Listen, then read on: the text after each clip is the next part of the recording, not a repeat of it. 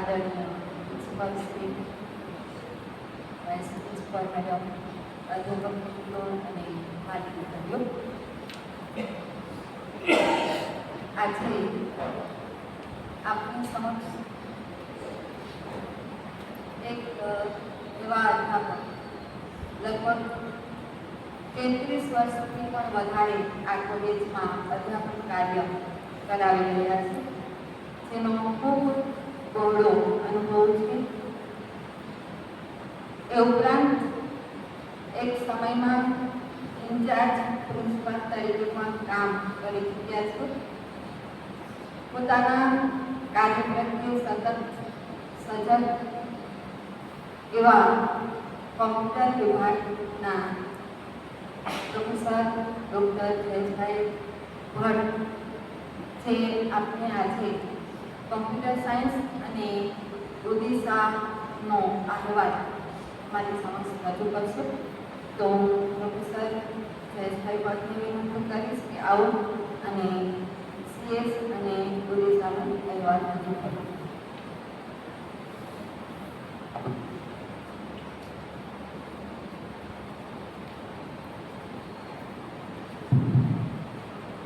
નમસ્કાર. માનનીય principal Shri doctor નાગર સાહેબ, અધ્યાપક મિત્રો અને વાલીઓ, આજે લગભગ 1 મહિનાથી વધુ સમયથી આપણે લોકો આ એક્સરસાઇઝ કરીએ છીએ. હું માનું છું કે તમને કોના વિશે પૂરો પરિચય થઈ ગયો છે. આ લોકો નેક્સ્ટ સાયકલ વખતે ટીવાયમાં હશે 29.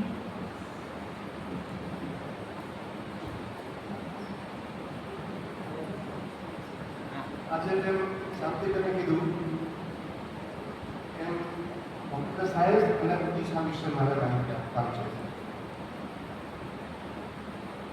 બોર નહીં કરું એટલી આપી રાખે. આપણે નામથી શરૂઆત કરી. આપણે બધાનું નામ કોઈ કહેશે નક્કી કરી આપણે કોનું નામ શું? ગુરુકુલ મહિલા arts and commerce college. Very good. Arts અને કોમર્સ શું છે? એક કોર્સ છે, એક સબ્જેક્ટ છે, એક ડિપાર્ટમેન્ટ છે, એક ફેકલ્ટી છે. ફેકલ્ટી. Very good. આર્ટ્સ અને કોમર્સ અને ફેકલ્ટી.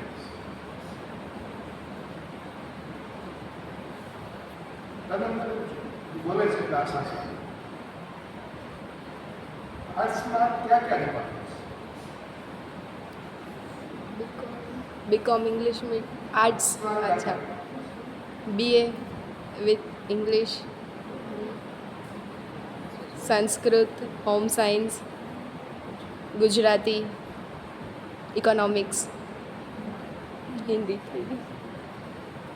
હવે જ્યાં સુધી મારી સમજણ છે ત્યાં સુધી એ મેજર સબ્જેક્ટ્સ છે. આર્ટ્સમાં હાલમાં એ મેજર સબ્જેક્ટ્સ છે. એ ઉપરાંત બીજા અન્ય માઇનોર સબ્જેક્ટ્સ પણ ડિપાર્ટમેન્ટ કહી શકે.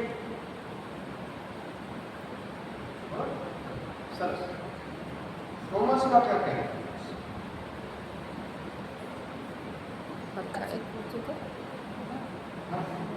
BCom Gujarati medium, BCom Gujarati medium, English medium ને કોમ્પ્યુટર સાયન્સ.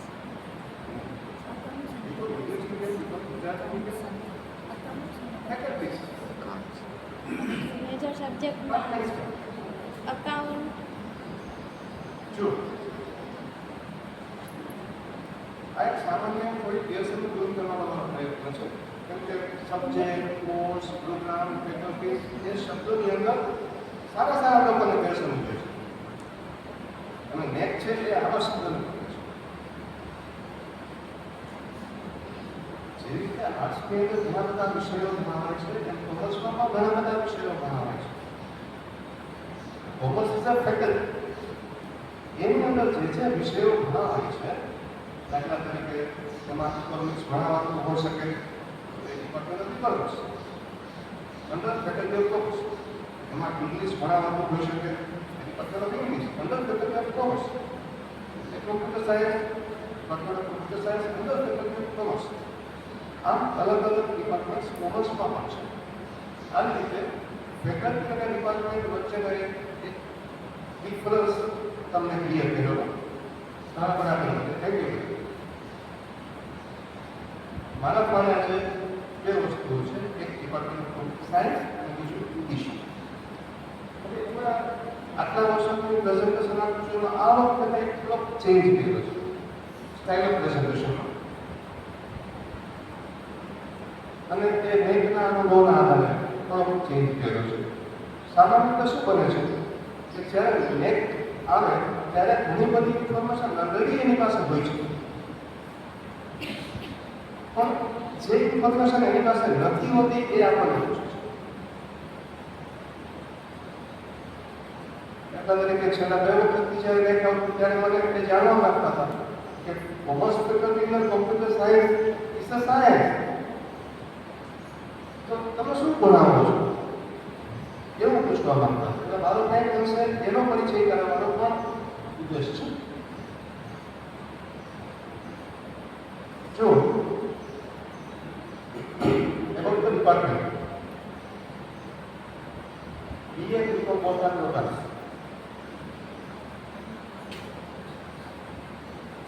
એ આપણી કોલેજમાં 89-90 માં શરૂ. હવે ભૂતકાળની વાત કરીએ તો આ આપણી ત્રીજી યુનિવર્સિટી છે કદાચ, જેના આપણે ગુજરાત યુનિવર્સિટી સાથે હતા, ગુરુકુલ મેલા આર્ટ્સ કોલેજ, પછી આપણે સૌરાષ્ટ્ર યુનિવર્સિટી હતા એમાં, અને પછી હવે આપણે વિદ્યાનગર સાથે છે.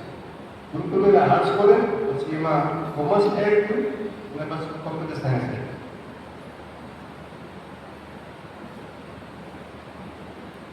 ફેકલ્ટી પ્રોફાઇલ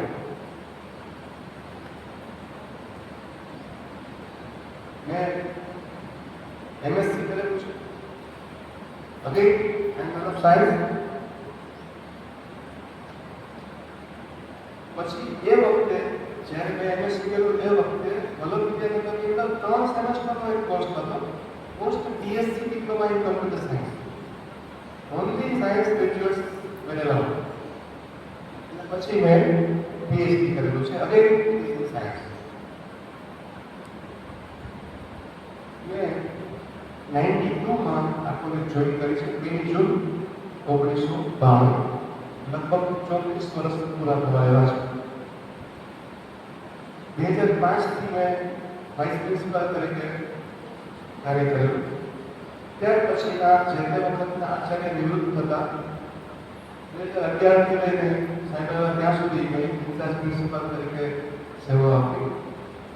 એ દરમિયાન આ કાર્યકાળ દરમિયાન મેઘના પહેલા સાયકલમાં અને બીજા સાયકલ મેં કોઓર્ડિનેટર તરીકે કામ કર્યું. પછી જ્યારે અમે નવી યુનિવર્સિટી બની BKNM, એ વખતે શરૂઆતમાં કોમ્પ્યુટર સાયન્સનું એડહોક બોર્ડ હતું. એ એડહોક બોર્ડની અંદર કોમ્પ્યુટર સાયન્સ બોર્ડનો મેમ્બર હતો. ત્યાર પછી પરમેનન્ટ બોર્ડ થયું. એમાં 2020 થી કોમ્પ્યુટર સાયન્સ બોર્ડનો ચેરમેન હતો. ત્યાર પછી 2020 થી 3 વર્ષ સુધી એ ચેરમેનશીપ હોય. 3 વર્ષ સુધી મેં કાર્યભાર સંભાળ્યો. હવે કમ્પ્યુટર સાયન્સ બોર્ડ એક એવું બોર્ડ છે કે જેમાં ઘણા બધા કોર્સીસ છે. BCA, BGBCA, MSc IT, BCom in computer science તો બહુ જૂજ કોલેજો છે.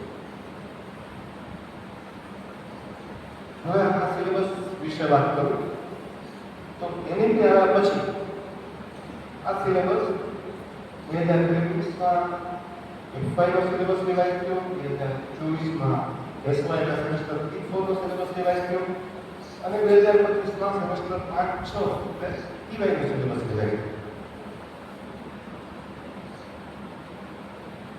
હવે સામાન્ય રીતે જે લોકો કોમ્પ્યુટર ભણે છે એને તો ખબર છે, પણ જે લોકો કોમ્પ્યુટર નથી ભણતા એને મનમાં ક્વેશ્ચન થતો હશે આ લોકો શું ભણતા હશે.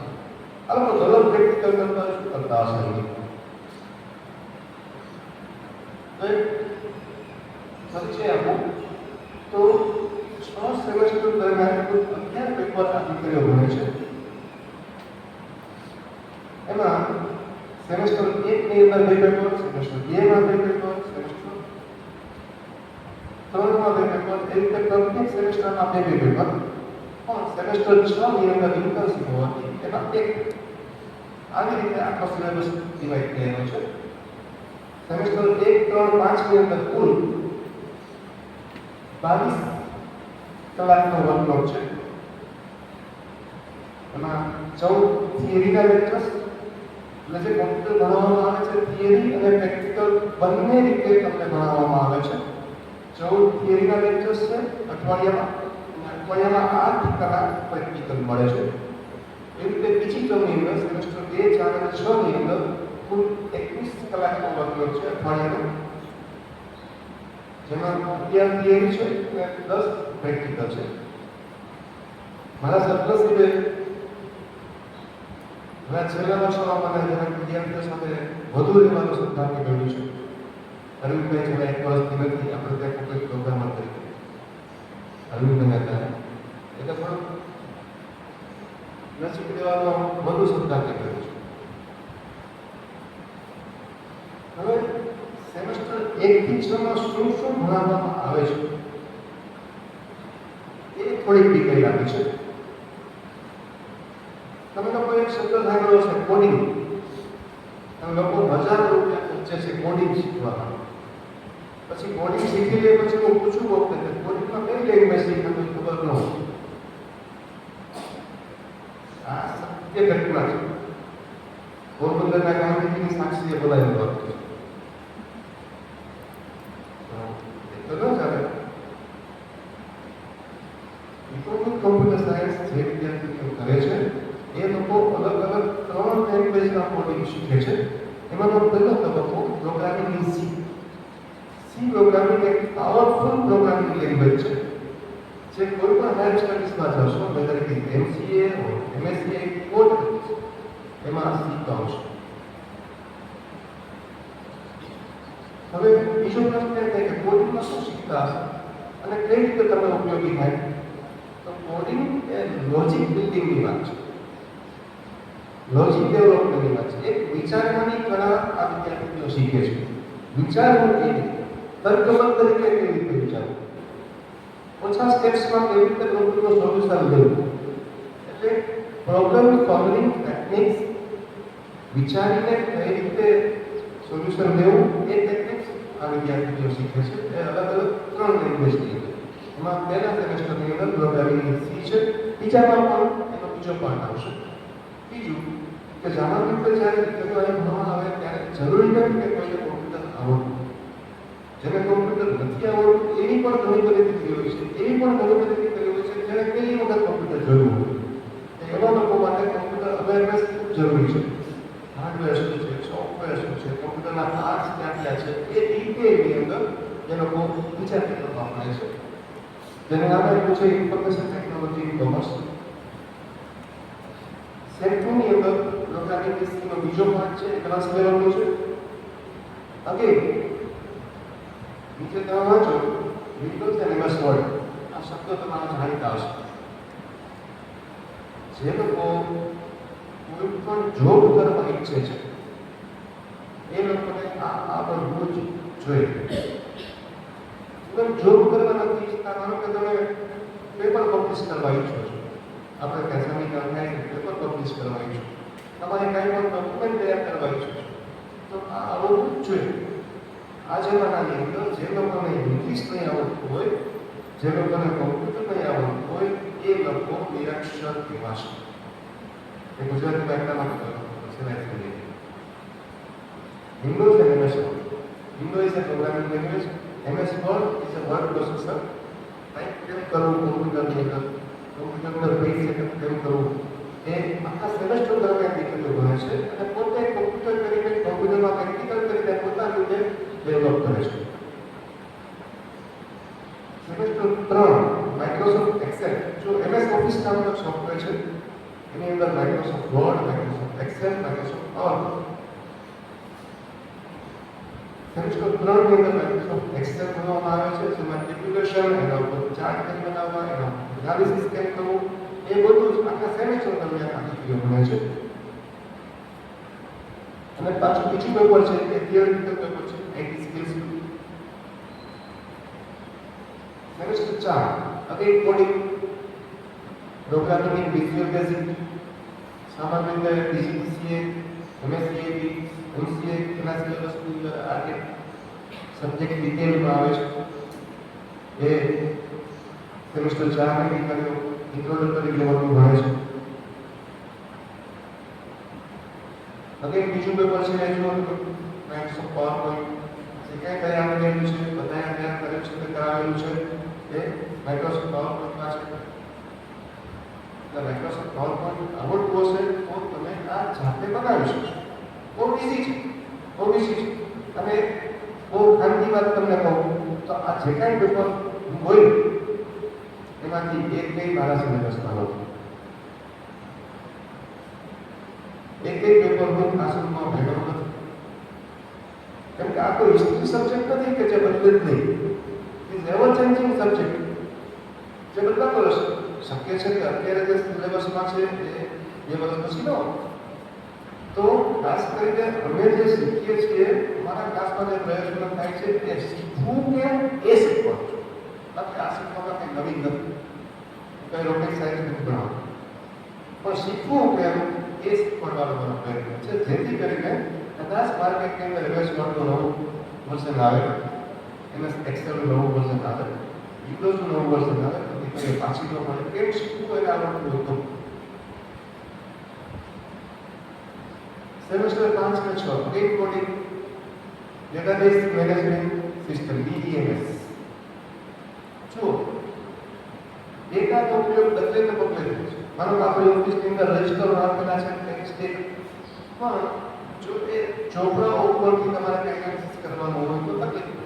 પણ જો એ જ ડેટા કોમ્પ્યુટરાઇઝ હોય તો એના ઉપરથી એનાલિસિસ સારી રીતે થઈ શકે. કોઈ પણ ઇન્ડસ્ટ્રીયલ હાઉસ હોય, કોઈ પણ બેન્કિંગ હાઉસ હોય, એ લોકો આની મદદથી વધારે સરળ થઈ શકે.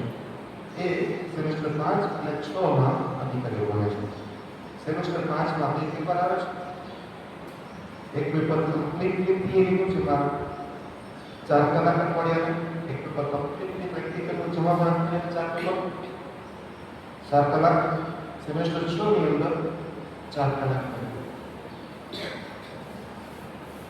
હવે આ જે કાંઈ પણ સબ્જેક્ટ્સ મેં તમને કીધા એનું ઈ કન્ટેન્ટ પણ ખૂબ સરસ રીતે ડેવલપ કરેલું છે કે જેથી કરીને દીકરીઓને ગામમાંથી મુખ્ય મળે એનો એક વ્યવસ્થિત રીતે એની પાસે PDF ની અંદર બુકલેટ હોય એવો મારો પ્રયત્ન છે. એ પ્રયત્ન એક ખાસ કરીને તમને કહું તો કયા વર્ષે કરેલો છે? 33 વર્ષ સુધી મેં આનો કર્યું. ગયા વર્ષે જ ક્યાં કર્યું છે, મેં ઘણું બધું આ વર્ષે કર્યું છે. એના ચોક્કસ રિઝલ્ટ છે.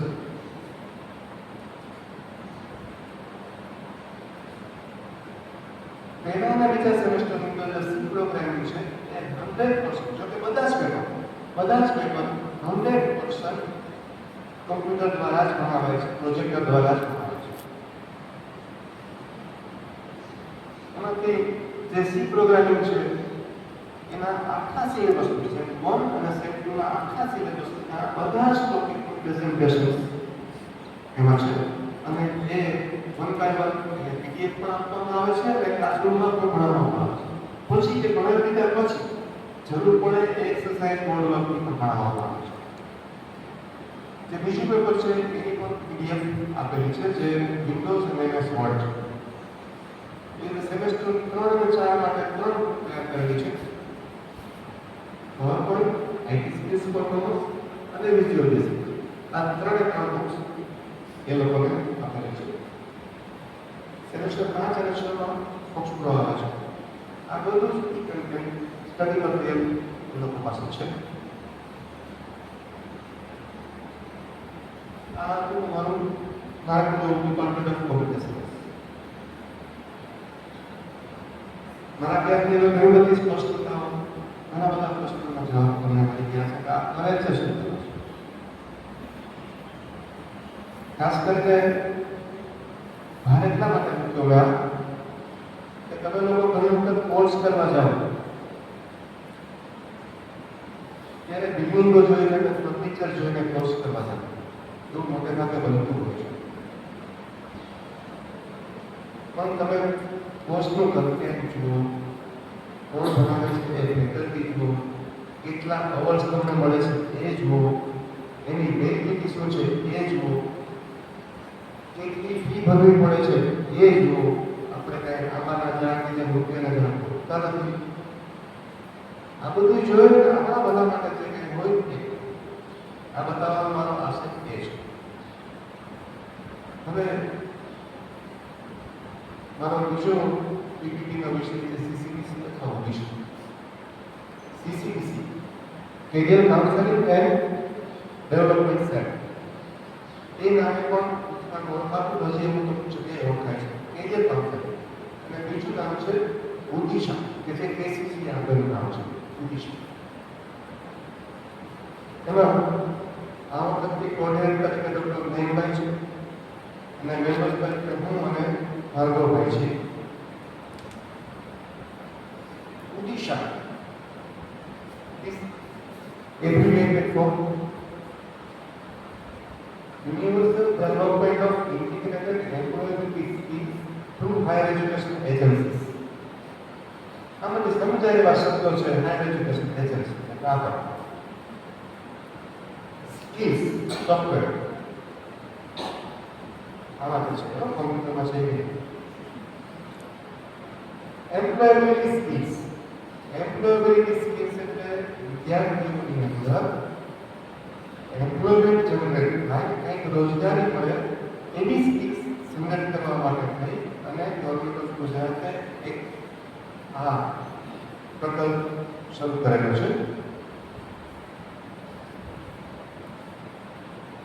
Objectives of Udisha. વિદ્યાર્થીઓનો રસ રુચિ શેમાં છે એ વિશે મારે ધ્યાન નથી. જો નથી કહેવાનું કીધું પણ કીધા વગર રહેવા દો. ખરેખર સર ક્યારેક મને શું લાગે છે કે આ ઉદિશા પ્રકલ્પ છે એ એક પ્રકલ્પ શરૂઆતથી નહીં બની રહેતા, એ ડિસેન્ટ્રલાઇઝ થવું જોઈએ. ડિસેન્ટ્રલાઇઝ કયા સંદર્ભમાં હું છું અને હું ડિપાર્ટમેન્ટ ઓફ કોમ્પ્યુટર સાયન્સમાં છું અને હું વાંચતા મને કેમ ખબર પડે કે ગુજરાતી વાળી દીકરીઓને કે હિન્દી વાળી દીકરીઓને ઇંગ્લિશ વાળી દીકરીઓને કઈ જગ્યાએ રોજગાર મળશે. તો એ જે તે ડિપાર્ટમેન્ટે કરવાની આપણું છે એવું મારું સ્પષ્ટ નિયમ અનુસાર અમે કરીએ છીએ અને કરવાના જ છે, પૂરી નિષ્ઠાથી કરશું. અમને જે તે ડિપાર્ટમેન્ટ 5 રોજગારીની તકો શોધીને આપે તો અમે એને કોલેજ સુધી પણ બોલાવીએ. પણ જે તે ડિપાર્ટમેન્ટ અમને કહે કે અમારી દીકરીઓને આ જગ્યાએ રોજગારી મળે છે તો અમે એને બોલાવીએ. બીજું કે આ દીકરીઓને મોટિવેશનની સખત જરૂર છે. કદાચ મોટા ઇન્જેક્શનના ડોઝ દેવા પડે ટીવાયમાં છેલ્લે આપણે લગભગ 200 જેવી સંખ્યા તો હોય જ. માત્ર 7 દીકરીઓ પ્લેસમેન્ટ ફેરમાં જાય ઘાટ લાગે, આઘાત કરે. આ આખી પરિસ્થિતિ એવી થાય કે જેને ભૂખ નથી લાગી એને ખવડાવવાનું છે તો ભૂખ જગાડવાનું કામ ડિપાર્ટમેન્ટ જોઈએ. પછી કોઈ ભૂખ ન લાગે તો આ કામના બસ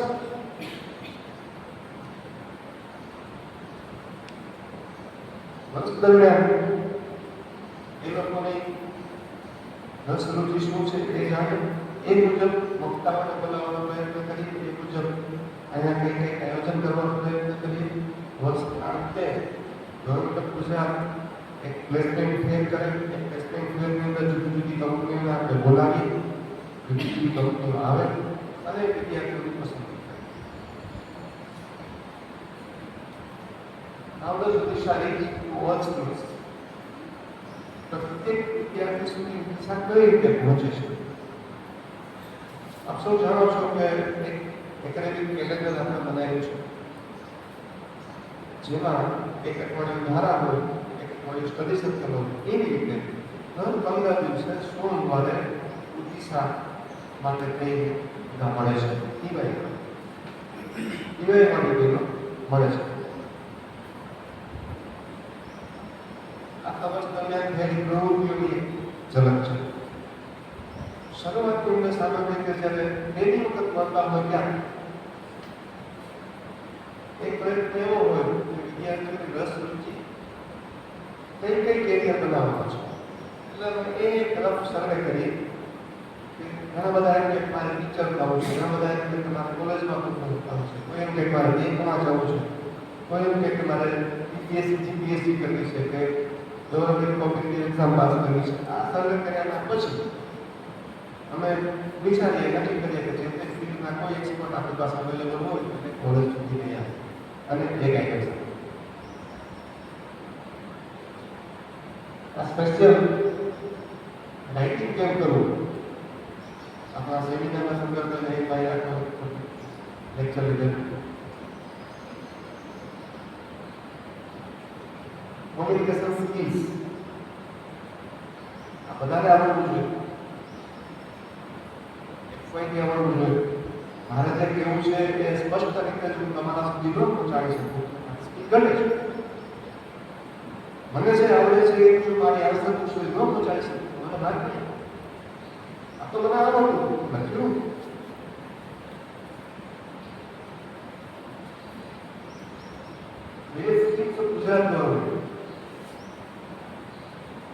ગુજરાત ગવર્મેન્ટની ઘણી બધી યોજનાઓ ગ્રેજ્યુએટ્સ માટે અને બહેનો માટે હોય એની માહિતી આપેલી. ત્યાર પછી આપણા વિસ્તારમાંથી ઘણી બધી દીકરીઓ ફોરેન જાય છે, ખાસ કરીને ઇઝરાયલ જાય છે, કેનેડા જાય છે, યુકે જાય છે. તો એના માટે શું કરવું, પાસપોર્ટ કઈ રીતે બનાવવું, વિઝા કઈ રીતે લેવા, એ અંગે સ્પેશિયલ એક્સપર્ટ આપણે ત્યાં આવેલા રોજગાર કચેરીમાં અને એને આપણને માહિતી આપેલી. એ સાથે એક મેડમ આવે જેણે પર્સનલી ડેવલપમેન્ટ વિશે દીકરીને વાત કરી.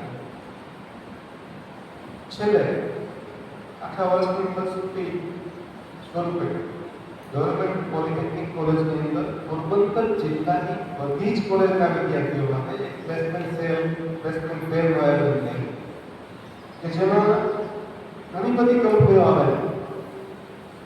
આખું આયોજન કઈ રીતે થાય છે, દરેક કોલેજ છે તે જુદી જુદી કંપનીઓને ઇન્વાઇટ કરે. આપણે 5 કંપનીઓને ઇન્વાઇટ કરેલી, એવી રીતે ગોઢાણી કોલેજ અમુક કંપનીઓને ઇન્વાઇટ કરેલી, સાયન્સ કોલેજ ઇન્વાઇટ કરેલી, મહાત્માની કોલેજ ઇન્વાઇટ કરેલી. બધી જ કંપનીઓ એક જગ્યાએ મળે અને એ બધી કંપનીઓના પોરબંદર જિલ્લાના બધા જ વિદ્યાર્થીઓને મળે એવો એક આશય છે. એમાં ભલે 150માંથી માત્ર 7 જ બહેનો ગઈ,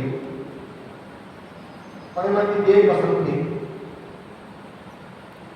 પછી વિદ્યાર્થી નક્કી કરે કે એને જોઈન કરવું કે ન. આ હું એટલા માટે કહું છું કે તમે પણ એક વખત ઈવાયમાં આવશો. આ કરવા જેવી એક્સરસાઇઝ છે. એટલા માટે કે ઇન્ટરવ્યુ દેવા કેવી રીતે જવાય, એના માટે શું શું તૈયારી કરવી, ફાઇલ કેવી રીતે કરાય, ફાઇલ લઈને ઇન્ટરવ્યુઅર સુધી કેવી રીતે જવાય, ઇન્ટરવ્યુમાં કેવા કેવા ક્વેશ્ચન પૂછે, રિઝ્યુમ કેવી રીતે બનાવાય, આ બધી બાય પ્રોડક્ટ છે. સિલેક્શન થાય ન થાય એ આખી વસ્તુ જુદી છે. સિલેક્શન થયા પછી આપણે જઈએ ન જઈએ એ જુદી વસ્તુ છે, પણ બાય પ્રોડક્ટ છે એ શીખવાનું છે. અને એટલા માટે એ શીખવા માટે સરકાર કરતા 50 રૂપિયા આપે. આપણા ઘરના ખર્ચે નથી જવાનું, કોઈ નથી ચાલતું. Thank you.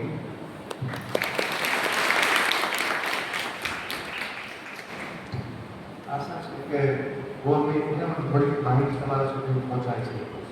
Thank you.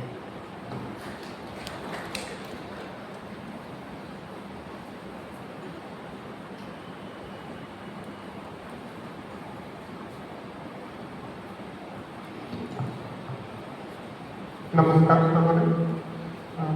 ખૂબ જ સરળતાથી આપણે જાણીએ છીએ કે ડૉક્ટર જયેશભાઈ ભટ્ટ જેમનો આટલો બહોળો ટીચિંગ એક્સપિરિયન્સ છે એ આપણને અહીંયા એમના પ્રેઝન્ટેશન થ્રુ એમણે કર્યું એ આપણે સમજી જાણી શકીએ છીએ કે એમણે ખૂબ જ સરળતાથી સમગ્ર જે કોમ્પ્યુટર સાયન્સ ડિપાર્ટમેન્ટ અંતર્ગત આવતા સબ્જેક્ટ છે વિષયો છે એ કયા સબ્જેક્ટ કઈ રીતના એમાં શું આવે છે એ આપણને એકદમ સરળતાથી સર આપે અમને સૌને માહિતગાર કર્યા એના વિશે સાથે સાથે ઓડિશાના જે કાર્યો છે એ પણ આપણે તમે સૌ સમગ્ર છે એનાથી માહિતગાર થયા એટલા માટે સૌપ્રથમ ડૉક્ટર જયેશભાઈ ભટ્ટનો આભાર વ્યક્ત કરું છું અને આ સાથે સાથે આપણા principal Shri doctor Anupam Nagar sir vice principal madam Rohini professor Rohini Jadeja સર્વ અધ્યાપક મિત્રો એ સર્વનો પણ આભાર એટલા માટે કે તમે એફવાયમાં છો બરાબર છો ને એફવાયમાં હવે આ જે આખી